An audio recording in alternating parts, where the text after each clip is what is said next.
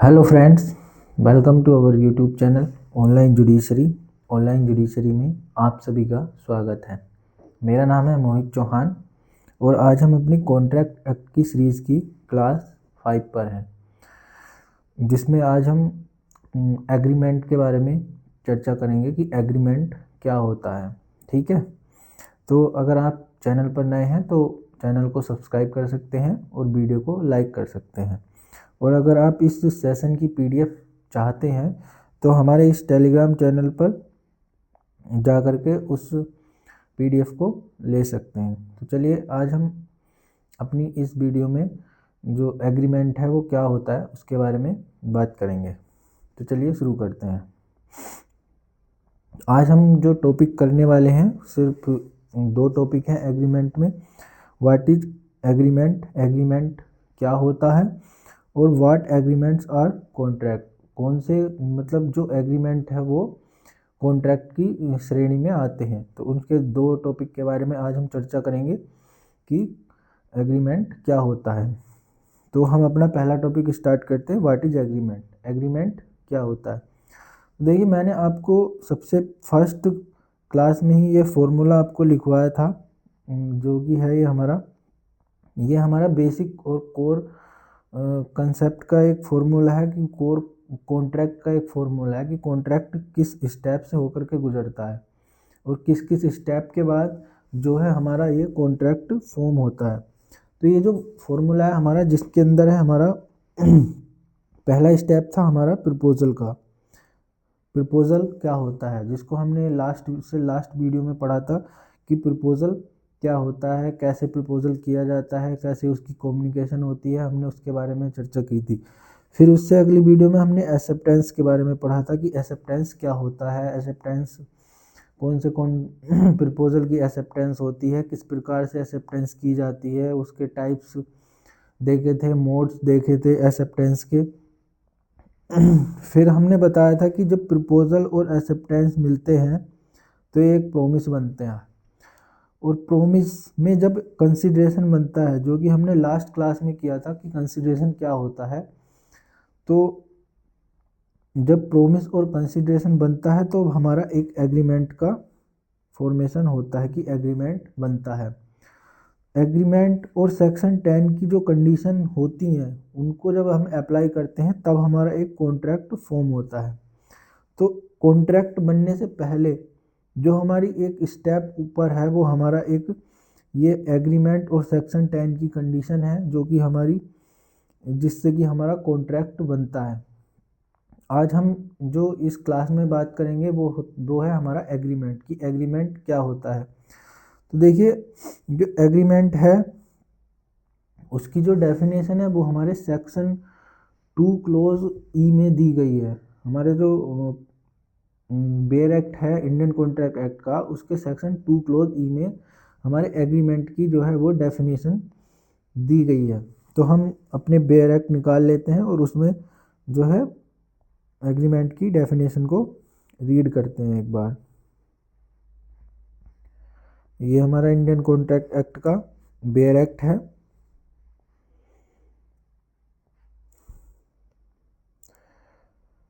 Section 2 close ई, तो ये हमारा सेक्शन 2 क्लोज ई है। इसे हम क्लियर कर लेते हैं पेज को। हाँ,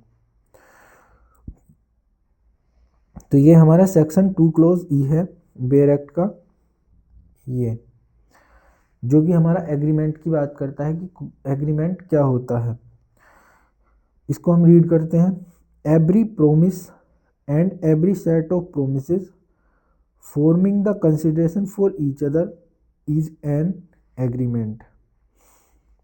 Every promise and every set of promises forming the consideration of for each other is an agreement.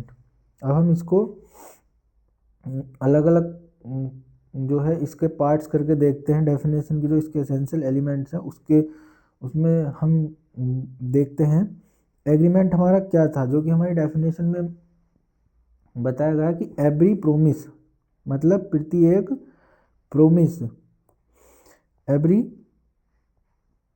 Promise और एवरी सेट ऑफ प्रोमिसेस मतलब प्रत्येक प्रोमिस या फिर प्रोमिसेस का जो सेट होगा वो forming the consideration for each other, मतलब एक प्रोमिस दूसरे प्रोमिस के लिए जो कंसिडरेशन, एक प्रोमिस जो है वो दूसरे प्रोमिस के लिए कंसिडरेशन होगा, उसको जो है हम एग्रीमेंट बोलेंगे। मतलब इसका जो बेसिक सिंपल हम इसको कह सकते हैं कि एक प्रोमिस मीन्स ये वाला प्रोमिस इस वाले प्रोमिस के लिए कंसिडरेशन है और ये वाला प्रोमिस जो है इस वाले प्रोमिस के लिए कंसिडरेशन है। तो ये एक दूसरे के जो विपरीत ये हमारे प्रोमिस है, ये एक दूसरे के लिए कंसिडरेशन का काम कर रहे हैं। मतलब इसके लिए ये प्रोमिस कंसिडरेशन है और इस प्रोमिस के लिए ये कंसिडरेशन, ये जो प्रोमिस है दूसरा वाला ये कंसिडरेशन है। मतलब पहले वाले के लिए दूसरा वाला प्रोमिस कंसिडरेशन है और दूसरे वाले प्रोमिस के लिए पहला वाला हमारा जो प्रोमिस है वो कंसिडरेशन का काम कर रहा है। तो ये जो कंसिडरेशन एक दूसरे का है या ये जो सेट ऑफ प्रोमिसेस है, मतलब ये दोनों प्रोमिस का जो सेट है इसको हम एग्रीमेंट बोलते हैं। ठीक है, तो ये एग्रीमेंट क्या होता है? एग्रीमेंट वो होता है जो एवरी सेट ऑफ प्रोमिसेस, मतलब प्रोमिस का जो सेट होगा जो एक दूसरे के लिए कंसिडरेशन होंगे आपस में, वो जो होंगे उसको हम एग्रीमेंट बोलेंगे। ठीक है, तो हमने जो एग्रीमेंट होता है हमने उसकी डेफिनेशन करी है। अब हम देखते हैं कि कौन से एग्रीमेंट जो है वो हमारे कॉन्ट्रैक्ट की श्रेणी में आएंगे। तो जो हमारा कॉन्ट्रैक्ट की श्रेणी में कौन कौन से आएंगे, तो इस जो हमारा कॉन्ट्रैक्ट है उसकी जो डेफिनेशन है वो हमारे सेक्शन 2 क्लोज H में दी गई है। उसको हम पढ़ते हैं पहले कि कौन कौन से जो कॉन्ट्रैक्ट हैं, कौन क्या चीज़ हमारी कॉन्ट्रैक्ट होती है। तो हम सेक्शन 2 क्लोज H हम अपना रीड करते हैं। ये section 2 close H, an agreement enforceable by law is a contract. मतलब इसमें भी एग्रीमेंट है, एक एग्रीमेंट जो कि लॉ के द्वारा एनफोर्स करवाया जा सकता है वो हमारा कॉन्ट्रैक्ट होता है। जो हमारे कॉन्ट्रैक्ट की डेफिनेशन है सिर्फ यही दी गई कि जो एक एग्रीमेंट है, कोई भी एग्रीमेंट, एक एग्रीमेंट है, agreement which is enforceable by law, enforceable by law, जो एग्रीमेंट एंड लॉ के द्वारा एनफोर्सिबल होंगे वो हमारे कॉन्ट्रैक्ट होंगे। तो हमने अभी पढ़ा कि एग्रीमेंट क्या है, एग्रीमेंट हमारे सेट ऑफ प्रोमिसेस है। ठीक है, और एनफोर्सेबल बाय लॉ कौन से एग्रीमेंट होंगे, तो एनफोर्सेबल बाय लॉ जो एग्रीमेंट हमारा होगा वो जो है हमारा सेक्शन 10 में, जो इंडियन कॉन्ट्रैक्ट एक्ट का है सेक्शन 10, उसमें बताया गया है कि हमारे कौन से जो एग्रीमेंट हैं जो है वो कॉन्ट्रैक्ट की श्रेणी में आते हैं। तो हम अपना सेक्शन 10 को रीड करते हैं बेयर एक्ट से पहले कि कौन से जो एग्रीमेंट हैं वो हमारे उसकी श्रेणी में आते हैं। तो अपना बेयर एक्ट निकाल लीजिए सेक्शन 10, हम उसको रीड करेंगे। सेक्शन 10 है हमारा व्हाट एग्रीमेंट्स आर कॉन्ट्रैक्ट, ये हमारा सेक्शन 10 है, ये रहा। तो इसमें है डेफिनेशन का एक एक वर्ड इम्पोर्टेंट है, तो जो मैं अंडरलाइन कर रहा हूँ उसको इसके मेन एसेंशियल एलिमेंट्स समझ करके अपने बेयर एक्ट में इसको अंडरलाइन कर लें। ऑल एग्रीमेंट्स आर कॉन्ट्रैक्ट, मतलब सारे एग्रीमेंट जो हैं वो हमारे कॉन्ट्रैक्ट,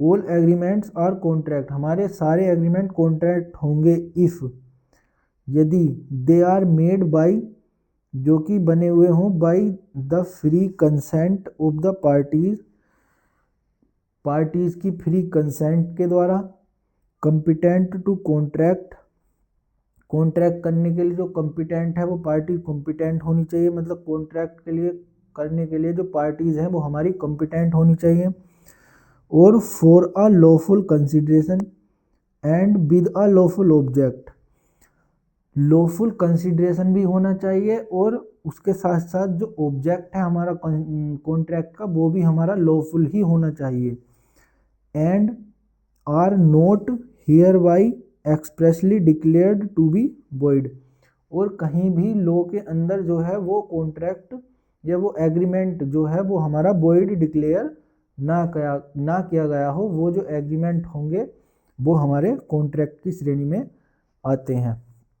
तो इसमें हमने क्या क्या देखा, इसमें हमने देखा कि जो कॉन्ट्रैक्ट मतलब जो एग्रीमेंट हैं वो फ्री कंसेंट के द्वारा, कॉम्पिटेंट पार्टीज के द्वारा और lawful consideration with lawful object के द्वारा, और जो कहीं वॉइड डिक्लेयर किसी लॉ में डिक्लेयर ना किए गए हों उनके द्वारा अगर कोई एग्रीमेंट बनता है, इन सारी कंडीशन को फुलफिल करने के बाद कोई एग्रीमेंट बनता है तो वो जो है हमारा कॉन्ट्रैक्ट की श्रेणी में आएगा। और जो कॉन्ट्रैक्ट हमने अभी कॉन्ट्रैक्ट की डेफिनेशन हमने पढ़ी थी कि जो एनफोर्सेबल बाय लॉ हो वो एग्रीमेंट हमारे कॉन्ट्रैक्ट होते हैं।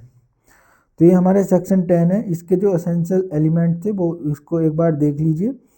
फ्री कंसेंट ऑफ पार्टीज होनी चाहिए, कॉम्पिटेंट ऑफ कॉन्ट्रैक्ट होना चाहिए और lawful consideration with lawful object भी होना चाहिए एक कॉन्ट्रैक्ट का। ये नहीं कि हम कोई कॉन्ट्रैक्ट कर रहे हैं मतलब ऐसे मान लीजिए कोई की चीज़ की हम इलीगल बाइंग या सेलिंग कर रहे हैं, मतलब हम कोई ड्रग्स जो होती हैं ड्रग्स की बाइंग सेलिंग कर रहे हैं जो कि प्रोहिबिटेड बाय लॉ होती हैं, जो ड्रग्स होती हैं जो कंजम्पशन के लिए जिनका जो है वो नशे के लिए उपयोग में लाया जाता है। तो ये जो जैसे कि लिकर है, लिकर अगर हमारी जो गवर्नमेंट के द्वारा शॉप्स हैं उनमें अगर सेल की जाती है तो वो जो है लॉफुल होता है। लेकिन अगर कहीं किसी अलग मतलब जो गवर्नमेंट के द्वारा कोई शॉप नहीं है और कोई अलग उससे उस शॉप के अलग कोई कहीं और लिकर को बेचता है मतलब शराब बेचता है तो वो जो है हमारा अनलॉफुल होता है। तो ये हमारा जो ऑब्जेक्ट है वो भी लॉफुल होना चाहिए और हमारा कंसिडरेशन है वो भी लॉफुल ही होना चाहिए, तभी हमारा जो एग्रीमेंट है वो कॉन्ट्रैक्ट की श्रेणी में आएगा। यानी कि हम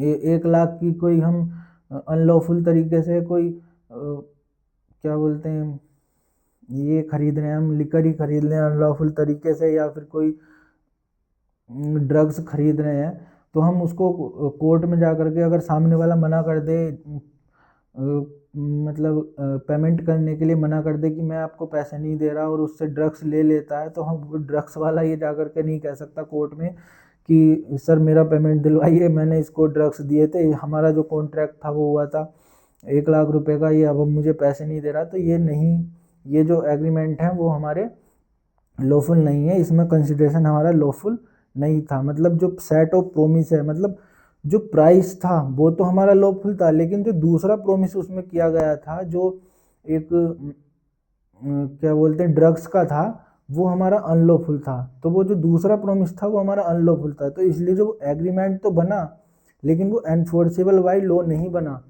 तो इसलिए जो हमारा कंसिडरेशन है वो भी हमारा लॉफुल होना चाहिए, उसका ऑब्जेक्ट भी लॉफुल होना चाहिए कॉन्ट्रैक्ट जो एग्रीमेंट है। और हमारा फोर्थ है not expressly declared to be void, मतलब कहीं भी किसी एक्ट के द्वारा जो है वो कोई ये नहीं कि उसको वॉइड कर दिया गया पहले ही कि अगर कोई ऐसा कॉन्ट्रैक्ट करता है तो वो जो है वॉइड माना जाएगा। तो ये नहीं कि जैसे कि हमारे वॉइड माना जाएगा तो ये नहीं होगा। तो ये जितने भी कॉन्ट्रैक्ट होंगे वो हमारे जितने भी एग्रीमेंट होंगे, कॉन्ट्रैक्ट तो बाद में बनते हैं लेकिन जितने भी एग्रीमेंट होंगे वो हमारे वॉइड होंगे। जैसे कि हमारे जो कॉन्ट्रैक्ट एक्ट में है इसी के अंदर जो सेक्शन 24 से हमारे 31 तक जो है वो हमारे वॉइड एग्रीमेंट्स के बारे में बात करते हैं कि कौन कौन से एग्रीमेंट वॉइड होंगे। मतलब एग्रीमेंट जो मैरिज के लिए रोकता हो किसी के लिए या किसी को ट्रेड करने के लिए कोई रोकता हो, ऐसे जो एग्रीमेंट होंगे वो हमारे वॉइड होंगे, जिसको हम आगे चर्चा करेंगे, जिसको हम आगे पढ़ेंगे। तो ये सब जो डिक्लेयर्ड टू बी वॉइड है, मतलब कहीं जो है वो वॉइड ना डिक्लेयर करे गए हों, ऐसे एग्रीमेंट जो है वो हमारे कॉन्ट्रैक्ट की श्रेणी में आते हैं। तो देखिए एक जो है वो फेमस एक लाइन है जिसको हम वेन डायग्राम से समझते हैं सबसे पहले कि ऑल एग्रीमेंट्स नहीं, एक हम इसमें मानते हैं कि ये जो है हमारा कॉन्ट्रैक्ट है और ये जो है हमारा जो सर्कल है ये हमारा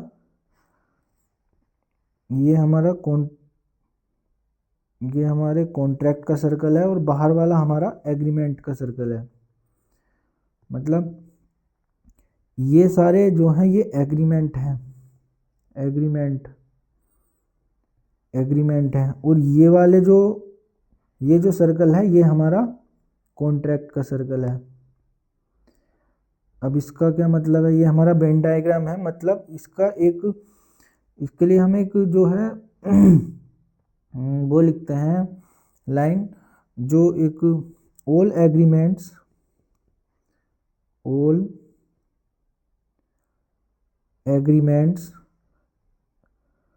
नहीं, ऑल एग्रीमेंट्स नहीं, all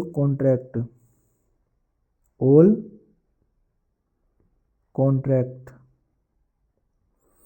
are agreement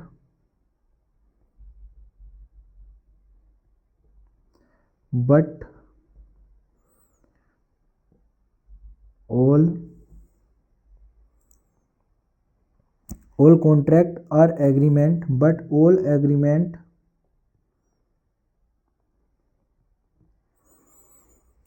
are not contract। देखिए कभी कभी ये जो लाइन है ये पूछ ली जाती है एग्जाम्स में कि ऑल एग्रीमेंट्स नहीं, all contracts are agreement but all agreements are not contract. मतलब ये जो हमारे कॉन्ट्रैक्ट, ये वाला जो सर्कल है हमारा कॉन्ट्रैक्ट का, ये जो है ये भी एक प्रकार के एग्रीमेंट ही है, जिसमें कि हमारे सेक्शन 10 की जो डेफिनेशन है, मतलब ये वे वाले एग्रीमेंट हैं जो एनफोर्सेबल बाय लॉ हैं, जो सेक्शन 10 की कंडीशन को फुलफिल करते हैं। मतलब ये हमारे जो 4 एलिमेंट्स थे इनको फुलफिल करते हैं, तो ये जो एग्रीमेंट होंगे वो हमारे कॉन्ट्रैक्ट होंगे। लेकिन जो इन चारों एसेंशियल एलिमेंट्स को फुलफिल नहीं करते हैं वे हमारे एग्रीमेंट नहीं होंगे। ये बाहर वाले जितने भी बचे हुए एग्रीमेंट हैं, जितने भी अनलॉफुल या उनकी जो पार्टीज है वो कॉम्पिटेंट नहीं है, या फिर कंसेंट ऑफ पार्टीज किसी की फ्री नहीं है एग्रीमेंट में, लॉफुल कंसिडरेशन किसी का अनलॉफुल कंसिडरेशन है, या फिर कोई वॉइड एग्रीमेंट है, तो ये सब बाहर वाली जो श्रेणी है ये हमारी क्या बोलते हैं, ये जो है हमारे वॉइड एग्रीमेंट्स में आएंगे और अनलॉफुल में, तो ये हमारे कॉन्ट्रैक्ट्स नहीं बन पाएंगे।